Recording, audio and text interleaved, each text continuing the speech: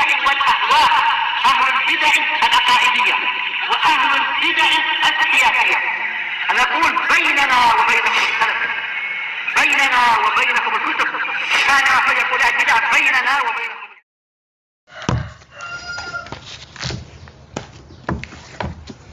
Bismillahirrahmanirrahim.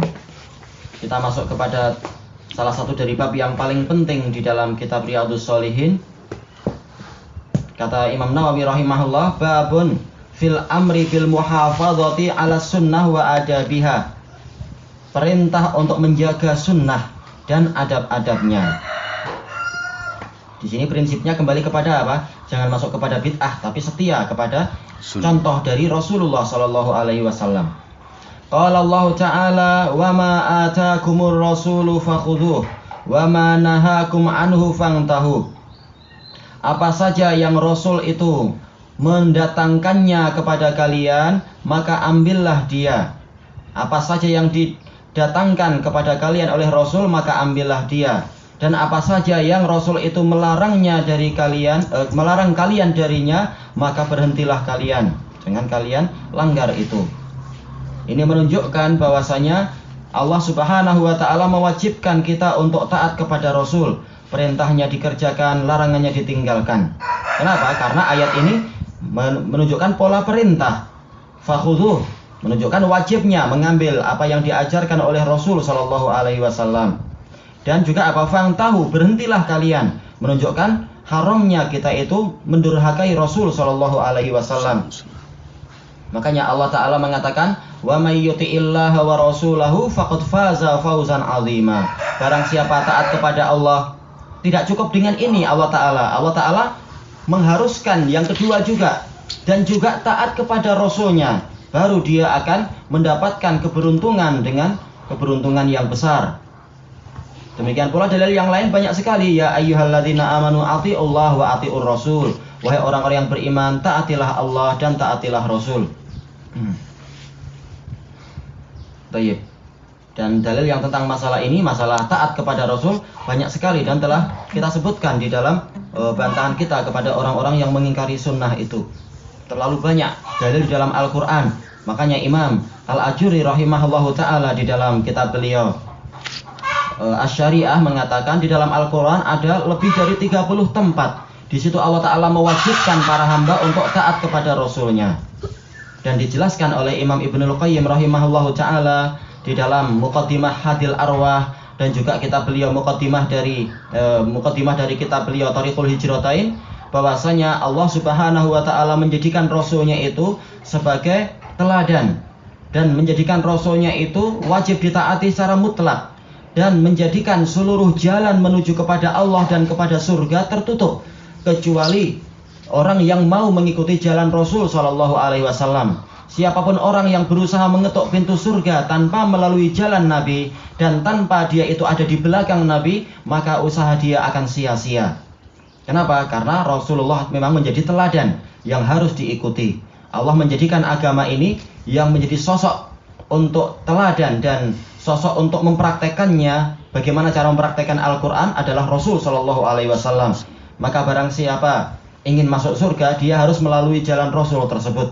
Kalau tidak, maka berarti dia telah apa? Telah melanggar ketentuan Allah dan dia telah melampaui Allah dan Rasulnya. Padahal Allah Ta'ala telah berfirman, ya ayyuhalladzina amanu la tuqaddimu baina yadayillahi wa rasulih.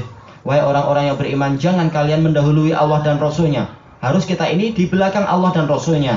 Jangan merasa lebih pandai dengan ketentuan dari ketentuan Allah Ta'ala dan juga dari apa? Keputusan Rasulnya. Baik. Dan juga dari ayat ini hampir sama dengan yang disebutkan oleh Rasulullah SAW. Dan memang tidak mungkin sabda Rasulullah itu bertentangan dengan Al-Quran. Hadis yang diriwayatkan oleh Bukhari Muslim dari siapa? Dari Abi Hurairah radhiyallahu an. Rasulullah SAW mengatakan, wa ma amartukum bihi fa'tu minhu mastata'tum wa ma nahaitukum anhu fajtanibuh. Apapun yang aku perintahkan kalian untuk kalian kerjakan, maka datangi dia semampu kalian. Selama masih mampu maka kerjakan. Kalau sudah tidak mampu maka Allah memang tidak membebani suatu jiwa kecuali dengan kemampuannya. Dan apapun yang aku larang kalian darinya maka jauhi dia. Ini mutlak. Karena menjauhi kemaksiatan itu tidak dikaitkan dengan kemampuan. Orang mampu untuk tidak mencuri, orang mampu untuk tidak berzina, mampu untuk tidak, apalagi misalkan minum khamr, karena tidak perlu tenaga yang besar. Tidak, dia itu sedang mengerahkan tenaga yang besar untuk tidak mencuri, nggak ada. Dan diam selesai.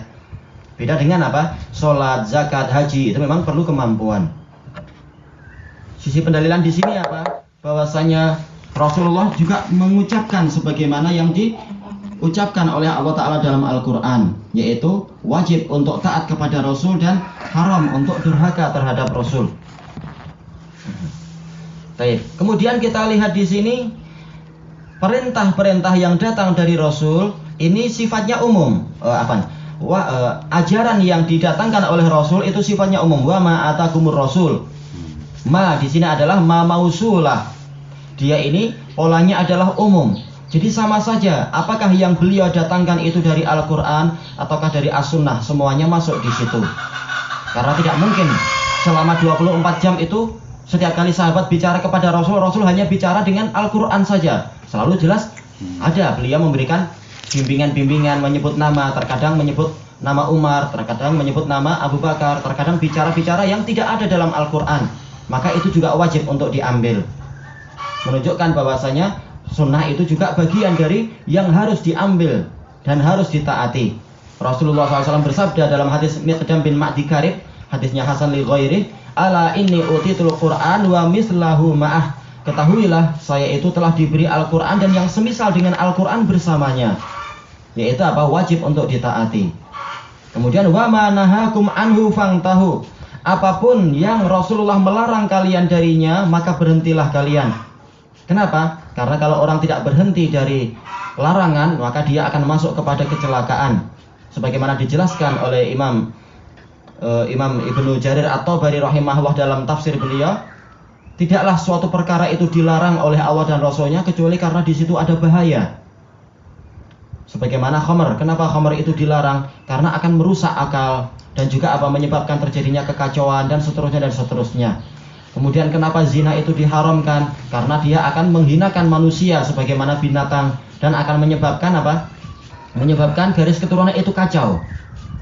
Dan beberapa kemungkaran-kemungkaran yang lain. Demikian pula kenapa pencurian itu diharamkan? Kan enak kita cari rezeki yang mudah-mudah, orang lain yang kerja tinggal kita ambil. Nah, apakah kita mau diperlakukan semacam itu? Kita juga nggak mau. Nah, seperti itulah harusnya. Yaitu pencurian itu diharamkan karena dia akan membahayakan tatanan kehidupan masyarakat. Kita penat-penat bekerja, tahu-tahu diambil oleh orang lain dengan cara yang haram. Demikian pula orang lain tidak suka diperlakukan semacam itu oleh kita. Dan seterusnya. Setiap perkara yang diharamkan itu pasti ada bahayanya. Sama saja dia adalah perkara-perkara yang kita sebutkan tadi, atau perkara yang orang tidak paham bahwasanya itu mengandung bahaya. Seperti apa? Kebid'ahan. Ada bahaya yang besar, walaupun orang tidak tidak tahu itu, tapi para ulama tahu dengan dalil-dalil yang ada.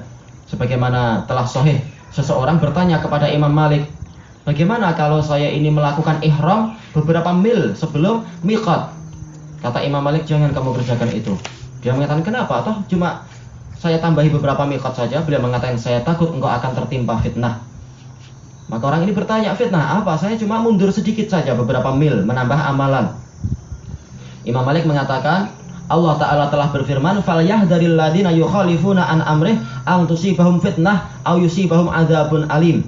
Hendaknya orang yang menyelisihi urusan Nabi, mereka itu merasa takut untuk tertimpa fitnah atau tertimpa siksaan yang pedih.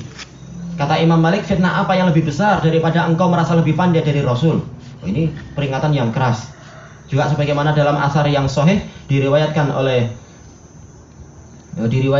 Imam Abdul Razak dalam Musannaf beliau, bahwasanya ada seseorang bertanya kepada Sa'id ibnul Musayyab, yaitu Sa'id ibnul Musayyab melihat seseorang sholat sebelum subuh itu lebih dari 2 rakaat, diperbanyak sholatnya.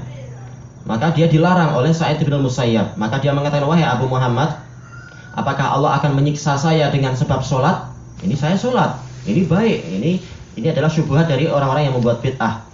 Sa'id mengatakan, Allah tidak menyiksa engkau dengan sebab sholat, tapi Allah menyiksa engkau karena engkau menyelisih sunnah Nabi. Nah, ini kalimat yang sangat tegas dan bagus. Ini menunjukkan bahwasanya perkara-perkara yang dilarang itu pasti ada bahayanya. Di antara bahaya adalah itu tadi, dia merasa lebih pandai dari Nabi. Ujung-ujungnya dia akan merasa apa? Tidak perlu Nabi. Sebagaimana yang dilakukan oleh sekian banyak orang yang sudah terbiasa untuk tidak taat kepada Nabi. Dia merasa lebih pandai. Akibatnya apa? Membuat syariat sendiri, akhirnya masuk dalam neraka. Tayyib, ilahuna wallahu ta'ala a'lam.